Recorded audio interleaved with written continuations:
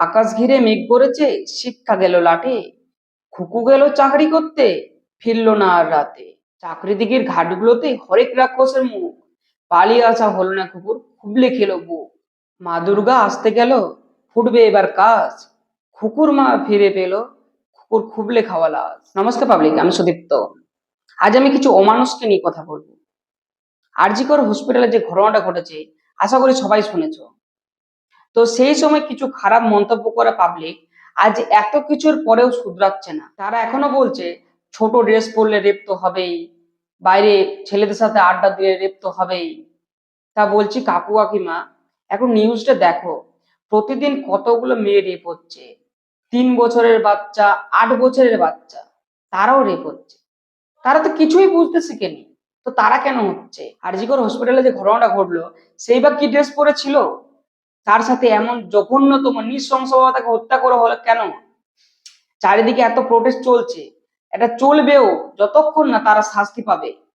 আসলে তারা শাস্তি না, তাদেরকে তিলে তিলে শেষ করা উচিত, তাদেরকে পাবলিকের সামনে ছেড়ে দেওয়া উচিত, যাতে পরবর্তীকালে এইরকম মানসিকতা কারোর মধ্যে না আসে। আর যেসব ফ্যামিলিতে মেয়েদেরকে ছোট থেকে স্বাধীনতা দেওয়া হয় না, তাদেরকে ছোটতেই বলে দেওয়া হয় এই ড্রেসটা পরিস না, বাইরে বেরোস না, তো আমার কি মনে হয় মেয়েদেরকে বলার আগে ছেলেদেরকে বোঝানো উচিত যে কিভাবে মেয়েদের সাথে মিশবে, কিভাবে তারা কথা বলবে, নোংরা মন্তব্য না করা।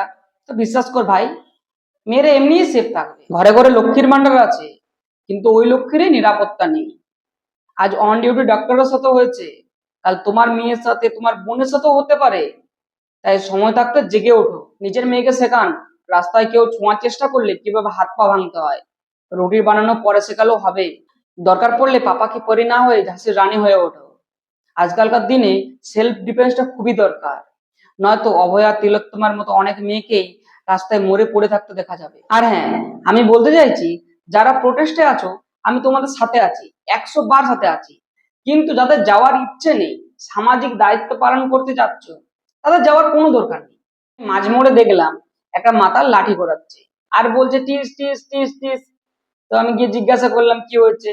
সে বলল সবাই বলছে তাই সেও বলছে। মানে তার জাস্টিস বলার ক্ষমতা পর্যন্ত নেই, জাস্টিস মানে পর্যন্ত জানে না। তো আমি জিজ্ঞাসা করলাম কি হয়েছে, তো বললো জানি না।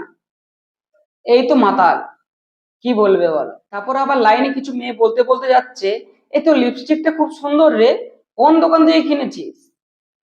প্রোটেস্টে কি হয়েছে, তিলোত্তমার কি হয়েছে, অভয়ার কি দরকার, কার বিচার চাই? ওদের জেনে লাভ নেই, ওদের চুল লিপস্টিক এসব করে ওদের চলছে। তো তোমাদের যাদের ডিম ভাতের মতো ভিড় করার দরকার নেই, যেও না। তোমাদের ইচ্ছে নেই, তোমরা যেও না। তোমাদের জাস্টিস পাওয়ার দরকার নেই, তোমরা যেও না। সামাজিক দায়িত্ব পালন করতে প্রোটেস্টে যেতে হবে না, তো তোমরা ঘরে বসে দেখো, চুল দেখো, দাড়ি দেখো, লিপস্টিক দেখো। ওভাবে প্রোটেস্ট হয় না, তোমাদের যাওয়ার কোনো দরকার নেই। যদি যেতে হয় মন থেকে যাও, বোনের বিচার চাইতে যাও, ছ্যাবলামি করতে যেও না।